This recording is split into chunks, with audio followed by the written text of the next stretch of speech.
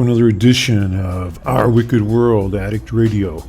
I'm your host, Telegram Sam. This is episode number 6 on the Podbean Network. And I was just on Twitter checking out some of these addiction and recovery organizations. It's amazing. It's just the sheer number of these vampires all making nice executive level salaries on the graves of hundreds of thousands of dead Americans. Not one of them has the guts to mention how the DEA was licensing opioid manufacturers, distributors, and sellers and doctors without doing a single background check. Just letting them run hog wild. It's all in the Inspector General's report. I'm making this stuff up. It's disgusting. All these organizations supposedly devoted to helping addicts recover, and meanwhile, and they have the gall to post these videos, these bullshit PR videos with the DEA showing them at some school or some gathering. The moronic First Lady, Melania Trump, giving a little speech on addiction and recovery and how awful it all is. What the fuck does she know about it? And nobody in Congress or the Senate has the balls to say shit about the DEA getting $3 billion a year to run this charade, to be the biggest drug cartel in the country. The DEA actually stands for Drug Empire of America.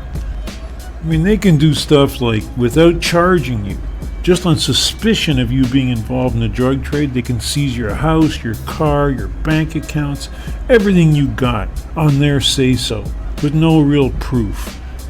Meanwhile, these politicians in D.C. are jacking each other off, talking a lot of bullshit about quid pro quo, and none of them have the guts to show up at the DEA and arrest Assistant Administrator Preston Grubbs, the guy most responsible. The actual administrator of the DEA is just a sacrificial lamb that gets fired every couple of years when the DEA itself pulls off some other ridiculous scandal, partying with cartel sex workers, or things like creating Los Zetas, the most murderous, sadistic cartel in Mexico, which was, in fact, trained and equipped and armed by the DEA. Went in there, cut the heads off the snakes as the DEA ordered, and then decided to just take over the whole show for themselves. And what, you're telling me now that the DEA says, we got nothing to do with those guys, it was all a big mistake? Yeah, you know how that runs, right? Anyway, I've been through all this before, covered it in a previous podcast. I just happened to be on Twitter and saw these organizations breaking their arms, patting themselves on the back for the great job they're doing while collecting big salaries that just run a lot of bullshit. It's just fucking sickening. I got too many friends in the fucking ground to be able to just sit here and nod, and smile. What the fuck? Anyway, in this edition of Our Wicked World Addict Radio, Anthony Smiles, our resident medical cannabis advocate, is back, and we talk about just a bunch of different stuff, like how to handle the toughest cases, how to bring the more successful addicts back in out of the dark. Because truth is, not all addicts were created equally. And some of them, they just won't accept the fact that they gotta bend over, they gotta get down on their knees, they gotta pussy down, as they say, and accept the judgment of others. So we'll get to that in a little while, talking to Anthony Smiles. And in the meantime, we got also the mailbag, the ever popular Wicked World mailbag. Got a few questions to answer in a little while. Primary among them is, what do I do when I'm going in front of the judge and I fucked up and relapse just before my hearing?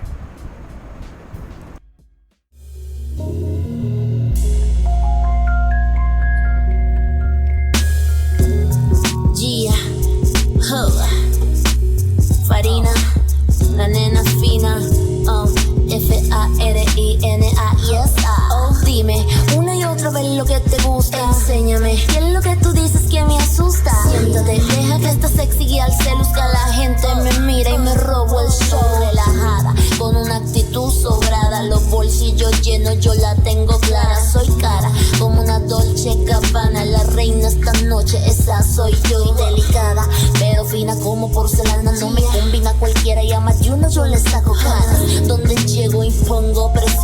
Mira, dime si no tengo la razón. Oh, dime una y otra vez lo que te gusta. Enséñame qué es lo que tú dices que me asusta. Siéntate, deja que este sexy guía al se luzca. La gente me mira y me robo el show. Dime una y otra vez lo que te gusta. Enséñame qué es lo que tú dices que me asusta. Siéntate, deja que este sexy guía al se luzca. La gente me mira y me robo el show. Y tengo lo que tú quieras, como lo quieras, pero no soy cualquiera.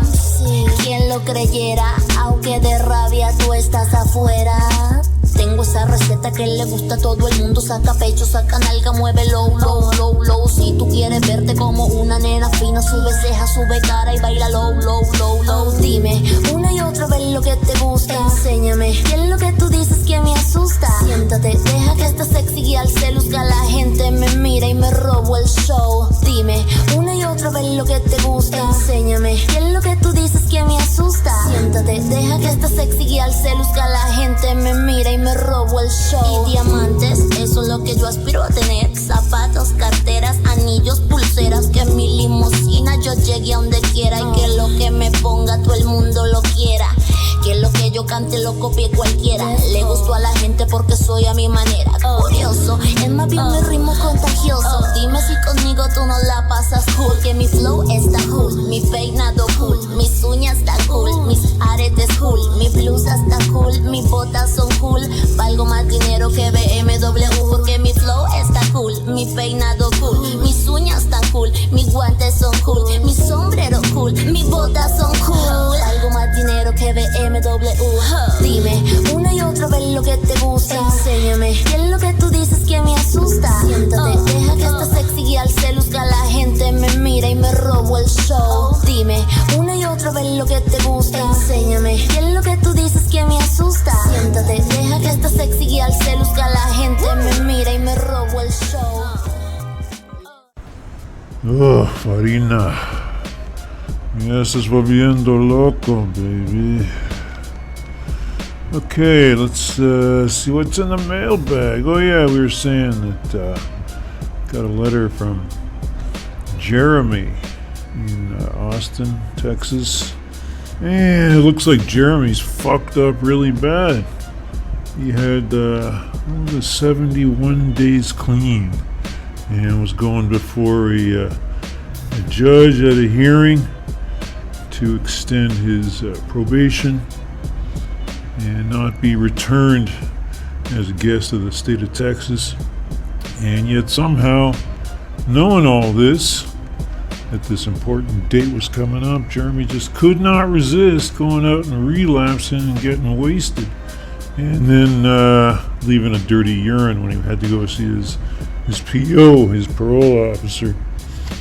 So Jeremy's asking now what he can do to mitigate this very difficult, very compromising situation. I would say grow yourself a fucking brain there, Jeremy.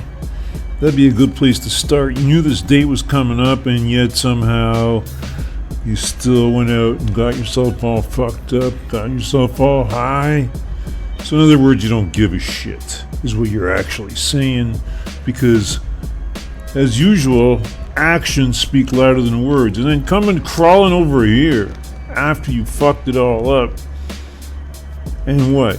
I'm supposed to come up with some magic answer? Stop being such a stupid fucking selfish asshole. In fact, this reminds me of these fucking guys. They got a court date coming up. They know they're going there. They know they got some hard ass fucking judge. And what do? They show up with the fucking attitude, come in all fucking down, wearing their fucking gangbanger suit, come in swaying side to side, looking around, doing the fucking Frankenstein, walking on their fucking heels, going before the judge and then like putting their legs far apart, grabbing their fucking balls, looking up, sticking their nose up, like, what you gonna do to me, cocksucker? Think you're gonna bury me? I'm fucking Loco Joe, man. Fuck you. Fucking pinche motherfucker. I'll fucking straighten you out. And then I'll give you exactly 0 guesses as to what happens next. The fucking idiot gets slammed hard, goes inside. No fucking probation, no diversion, no fuck all. He's gonna do some fucking time. And that ain't funny. I don't give a fuck who you are. It just ain't fucking funny at all. Those guys are never laughing after. They're like, hey man, what the fuck? I didn't do fucking nothing. You fucking nailing me like this? What kind of bullshit is this, man? Then you get slapped with an extra year for contempt of court. He goes, hey man, come on, man. What the fuck you doing to me? Hey, this ain't right. You fucking lawyer, you said you could fucking straighten this shit out, man. But Loco Joe forgets that the lawyer said to him, pull that fucking shit down, stow that fucking shit, put a suit on, walk like some fucking pussy ass, and come up, keep your fucking chin down. You fucking look like another little ass kisser. That's what they want. You fucking catch me? Like Loco Joe's like, I get it, man, I got it. I'm not fucking stupid, man. What do you think? I'm fucking idiot? I got it, man. I got this. Don't worry about it. And then Loco Joe shows up looking like a fucking, looking like Loco Joe. And then the judge slams his ass. Basically tells him, you're gonna be bending over, baby. You're gonna be sucking hard. See you in a couple of years, bitch.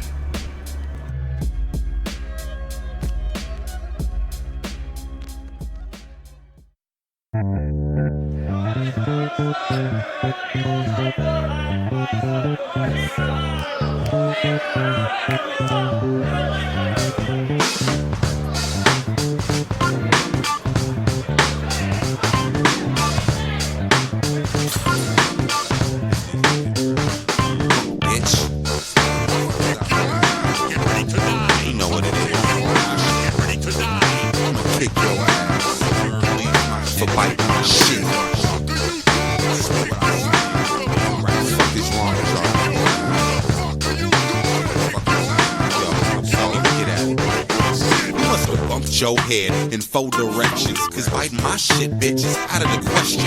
One dude did it and he's sorry about it, but his jaw's broke now, he can't tell you about it. It's a serious situation, spitting the conversation, and carbon copy in mind is asking for confrontation. Immediate altercation, serious implications, so much so that explaining is causing me hyperventilation. I ain't playing, this is serious, speaking delirious. You suckers got us furious, always trying to mirror us. There ain't no clearer us, so we just here to clear the dust. Through my Kenneth Cole Black, I can smell your fear of us. In case you ain't hearing us, I'ma make it clearer. I'm twice as superior as you are inferior. Okie dokie, you like my shit trick, but watch what you say and don't bite my shit, bitch. Get ready to die. Get ready to die.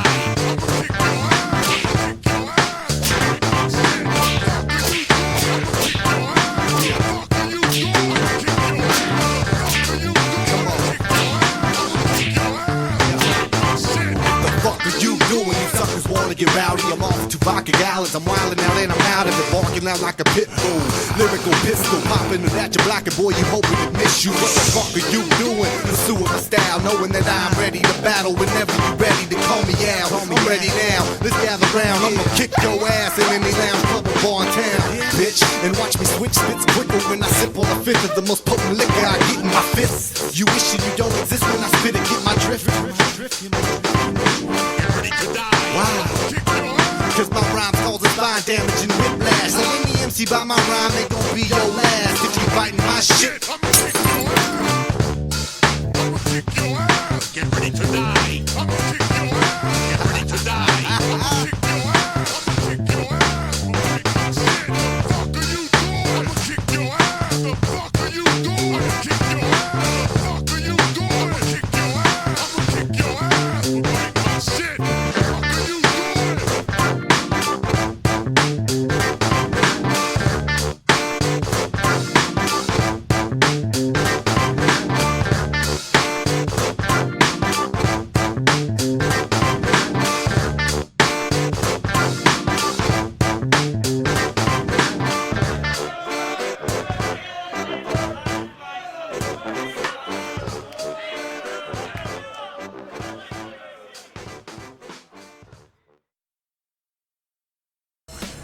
And we're back with our Wicked World Addict Radio. And I'm your host, Telegram Sam. And Anthony Smilas, our resident medical cannabis advocate, is back this week with some more tips and tricks on how to use cannabinoids and all that stuff, medical cannabis therapy to reduce the pain and misery and suffering of getting off your drug of choice. And he'll be up in a minute. I gotta do the disclaimer first. And where the fuck is that? I got it up here on the wall. And before we get to our interview, nothing said during the course of this interview or the course of this broadcast should be construed in any way, shape, or form as medical advice or legal advice or advice of any kind regarding this or any drug or any consumable substance or any related subjects discussed during the course of this broadcast. If you are considering using drugs, make sure you understand the legal and medical ramifications and consult your doctor and your attorney. And Anthony is the founder and CEO, boss man over at Carthia Medical Group. That's at carthia.ca. That's KARTHIA.ca. And they can give you lots of information on medical cannabis and all the derivative products that can help you out. They can refer you a doctor in your area or a clinic in your area and advise you on the legal situation, because in some places, like in Canada and some parts of Europe, it's pretty much across the board legal. But in the US, it depends on what state and often what city, what town you're in. So if you do need that kind of information, get in touch with Anthony or his people over at carthia.ca, and they'll fill you in on that kind of information. Now let's get to a conversation about the hardest cases.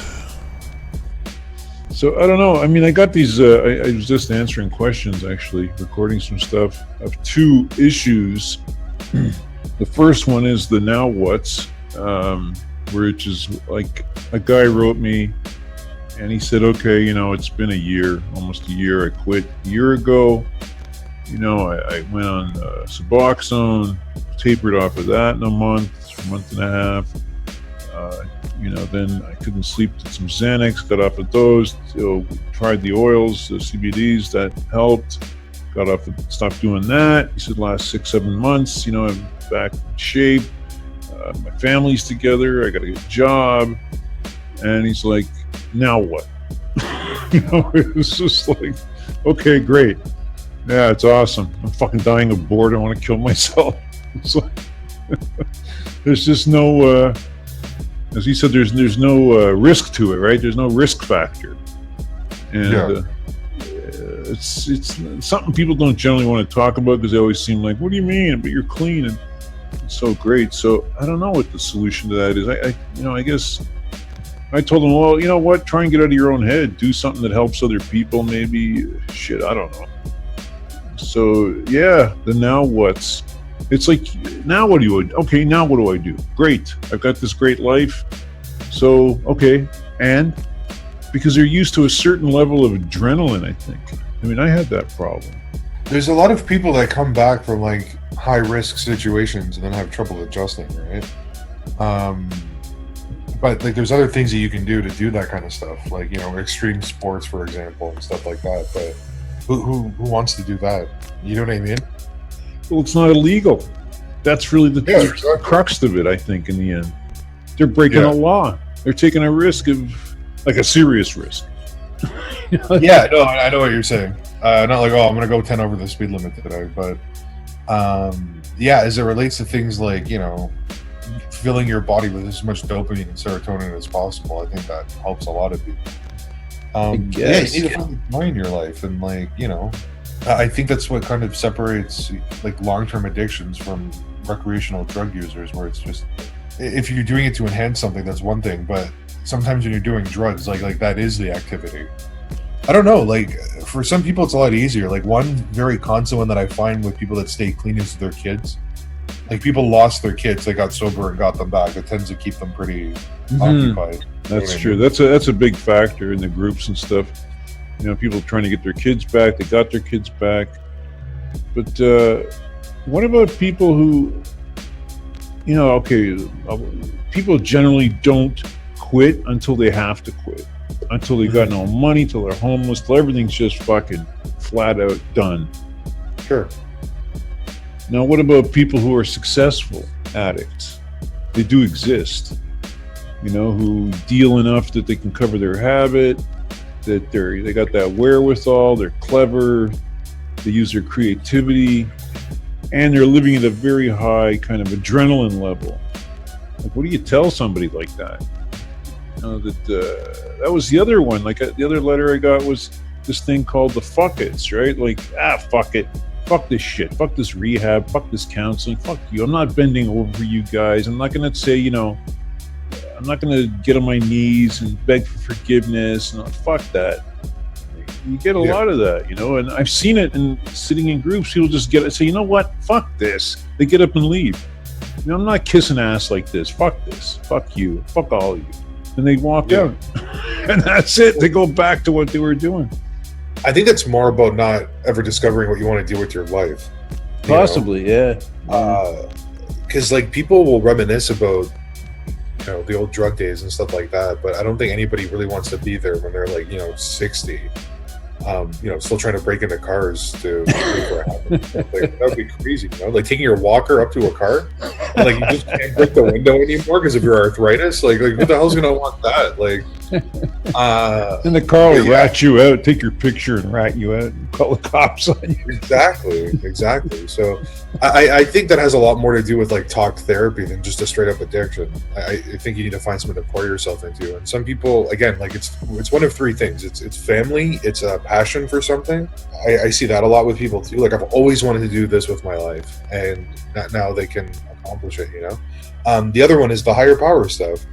I mean, say what you will about it. That works for some people. It does. The God thing, yeah, and it keeps them clean. So you know, who's anybody to judge that? It works. I think it just depends on the human being. But again, I don't think that has anything to do with drugs. That just has something to do with life. You know. I guess the drugs are kind of the vehicle for that. Exactly. I think they'd still have that problem without the drugs. Whereas if you have money problems because of drugs, those are because of drugs, like solely. You know. You could be great with money, but if you have a really bad drug habit, you'll spend everything you have trying to feed that. Here's the thing. I think with most people, if you have something bad in your life, that's not as bad as having nothing in your life. If that makes any sense. Like it's better to have something bad to focus on, like a disease or something even, that you can be like, okay, look, I'm fighting this. It gives you purpose, you know? You have nothing. It's like how do you get out of bed in the morning? Like why? I know.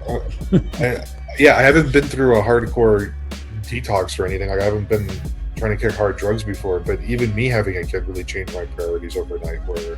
Well, for sure it would, yeah.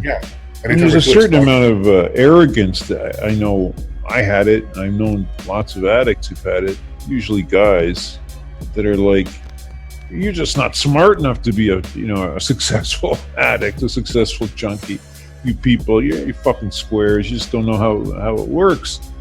And I think it's more a defense kind of thing, defensive measure than you're trying to justify the fact that, you know, your life is kind of worthless. I don't know. It's a tough thing to get through to people like that who've been doing that for a long time and often very successfully for periods of time because they sell the shit. So, you know, they're not only making money, they're covering their habit. They got, you know, the car, whatever, the lifestyle. So you're thinking, fuck, this isn't so bad. Why should I quit? Quit for what? To be like these people, like these fucking taxman assholes? Fuck that. I don't do that. I'm an outlaw. The whole outlaw mentality, the desperado thing, you know, it's like, I don't ever pay taxes. Fuck that. You know, it's all cash life. You always got like a few grand on you. It's a hard one to convince people to give up unless something really dire happens to them. When you're chasing such a high, and I don't just mean like the physical effects of taking drugs, but I mean like that same thing, like the high of stealing, the high of having to hustle every day, all that kind of stuff. It's hard to replace it, definitely. But at the same token, it almost, I think for a lot of people what help is like literally, even if you don't want to help people, just go work at a hospice for like a week. Just go watch like 10 or 12 people like try to cling on to life while you have it and like, you know, don't know what to do with it. And if you still don't care about doing anything with your life at the end of that week, you probably are depressed or something. I get like that all the time, and I'm one of those people where like, whether it's with work or, I always tend to focus on the negative more. So like I won't appreciate the good stuff that comes to me nearly as much as I'll obsess over the bad things that happen to me. Yeah, I think that's pretty common. Even in my leisure time, like you know, I watch sports and stuff, and I hate losing way more than I like winning. Like just the level of emotion that goes into it, I get so angry when we lose, and like winning's almost expected at this point. I'm like, yeah, like we better win tonight because we're the best. You know? But yeah, I think that translates into people's lives too, and I think some of it's sort of rediscovering the joy. Like another, I don't know, this isn't completely related, but we started decking out the house this weekend for the kid. It's his first Christmas, right? He's like 6 months old. So the wife's like, I want to get a tree, I want to do all this stuff, and like I'm not a Christmas person, you know, like be it trees or the music or whatever. I never decked out my own apartment when I lived alone. I really didn't care about that part. But like you rediscover these small stupid things that can totally make you happy if you do them the right way, and they're pretty inconsequential, you know, but when you put yourself into it and you really try and like find the joy in life, it's really that's relying also on getting pleasure out of other people's pleasure in things, you know, like you know, to share that with them, even though if you think it's hokey or whatever, it's giving them a lot of pleasure. You think, fuck, so it's okay. I mean, it's better than sitting around by yourself brooding. No, and you just reminded me too, like being an addict for the most part is a pretty lonely thing. Like it's like at the end big of the time. day. And I've had people like talk to me about like, you know, buddies that they had that, you know, one of them got sober and the other one didn't, so they kind of stopped hanging out. And it's one person was like, I used to introduce this guy as my brother, obviously not biologically related, but like we knew each other, and like, you know, just one of those people that might as well have grown up together. But he was like, but I wouldn't have left that house with my alone with my blow for 5 seconds. But we're brothers, you know, like. But yeah, it's a pretty lonely thing. So it might just be like a sort of having to learn how to let people into your life and enjoy that for what it is. I don't know. And I don't know. Is there such a thing as a natural born cynic, a natural born asshole, like someone who's just isn't going to go there, isn't going to see that, isn't going to ever take that seriously or see the value of things like that? Just be cynical no matter what. I mean, drug or no drug, they do exist. I mean, I've known some. Yeah. Again, I think rediscovering that love in your life is a big part of it too for people, you know. I've definitely made some mistakes with people in my life, but you know, I never had to make amends for everything or anything like that. But at the same time, I look at my wife sometimes and I'm like why are you here? Like, you know what I mean? Like, why you want to be around this every day? Like, I wouldn't want to live with me. You know, I imagine a lot of people struggle with that too. It's hard to let people in. It's one of those things that's it's very simple, but that doesn't mean that it's easy. It's a very, very simple concept. Like, let some people into your life and enjoy it for what it is. But I don't know. Again, I find a lot of people, especially when they're older, they kind of go back to their youth. Like, what did you want to do when you were younger? Never got a chance to because this addiction stuff got in the way. You know, be it rebuilding old cars or carpenter or whatever. Like, learn how to keep bees. Like, nobody can tell you where that, you know, joy is, but it simplifies your life. Like, if all you're trying to do is get a hold of a type of drug, that's an easier way to live on one level, as far as like you don't have to have 100 priorities. Yeah, if anything's in conflict, it's like whatever gets us drugs. Like, just default to that and we're fine. Yeah, nothing else matters, really. Yeah, because like I understand people's concept too. Like, how do you go from like, you know, stealing cars and stuff to like just go sitting in an office for the next 30 years? What are you, nuts? Like, I'm not doing that. And like, so I understand why some people would feel that way for sure. Well, it's also the people that they were conning and ripping off and whatever are suddenly you're working for that guy. You know, it's a hard thing for them for a lot of people to. Because, you know, a lot of these, like, especially these hard case guys, they would have been like that addict or no addict, where they have no respect for people who don't take advantage of things, are law-abiding, tax-paying citizens. They see it as a kind of stupidity, as a kind of weakness. And yeah, it takes a lot, but you need to find joy in things that like I think the kid Oh, thing is a big part of it. You're right, because it's that's totally outside you. That's not you at all. That's it's like what you want suddenly is kind of irrelevant. You're going to take on that responsibility. And I see these people suffer, like in the groups and stuff, and write to me about what they should say to Child Protective Services. Like, I have no fucking clue what to tell them, but I always just tell them the same thing. Don't try and con them. Don't give them some bullshit story. If you relapsed, whatever, just be as straight as you can. Just be totally honest. Sure. And if it takes you another month to get the kids back, it's better than bullshitting them. And then they think, okay, this person, just forget it, man. They don't deserve a break. Because people who in those occupations where they're dealing with addicts all the time, whether they're cops or caseworkers or judges, I mean, their bullshit radar is excellent because there's so much experience with it. So that's all I ever tell people. The regret level is massive. I mean, it's horrible because a lot of times the damage is done. The kid won't talk to them. It's like, forget it. You broke that thing. There's no putting it back together. And that's I wouldn't want to be in that situation. Well, it's hard, but it's also a great motivator in the sense of some people, it's not, again, most people that I've talked to anyway with addiction issues, it's not like drugs really screwed up one part of their life, but it fucked everything up for the most part. University or relationships or, family members and all this stuff. And then all of a sudden, for some people, you get this kid and then it's like, I have a chance to not fuck this up. That's what it's like. I can do one thing in this life that's just like untouched by all the stuff that I screwed up.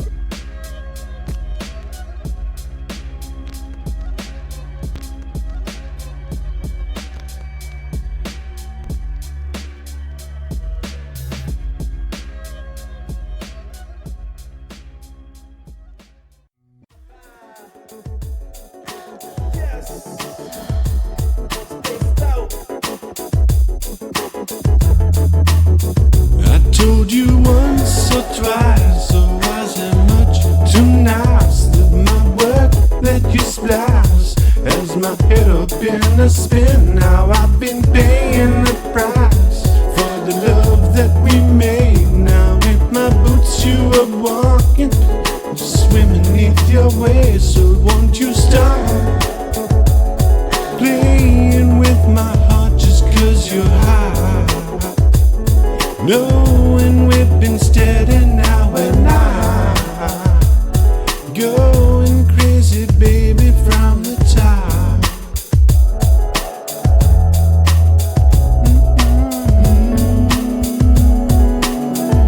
You better believe me, girl. I guess I had to be crazy, kaleidoscope through dreams, but now our love's getting hazy. Been busting at the seams and just one answer to me, baby. And my moves were getting light. It found time to show lately. Tainted apple did I bite? Tear the pages out of my little black book. I feel the times are changing. Don't know where else